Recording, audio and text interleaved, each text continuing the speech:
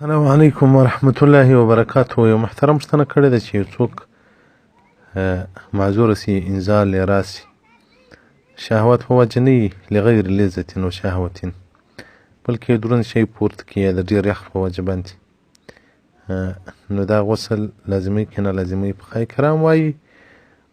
منیقې بیا له شهوت راووځي په سبب د مرض وي یا په سبب د یخوالي وي یا سړی یو دروند بار پورته کړي یا له لوړه ځایه رایله سي او یا لړم وچیچي او ما شابه ذلک یا نور داسې مشابه له دغه سره نو غسل نه لازموي بلکې اودس واجبوي اودس دې بیا لمانځه ته وکړي. رد المحتار جلد اول صفحه 108 او دغه رنګه موسوعة الفقهیه جلد شپږم صفحه 333 مباحث الانزال. نو محترمه دغه بعضې خلک چې هغه له لوی ځای سره ایله وخت نفر بیان کاوه ول په دلارام په خوا کې دلته د ویل د غلو څخه دغه سولمه غله په راپېښ سو بیا ما وځغستل یو داسې غټ کندې و شیلې ته ور ایله سومه هلته معذوره سوی ومه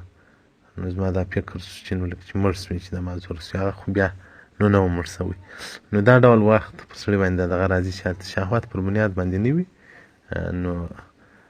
دا د شهوت په وجه چې راوځي نو بیا غسل لازموي. والسلام علیکم ورحمة الله وبرکاته.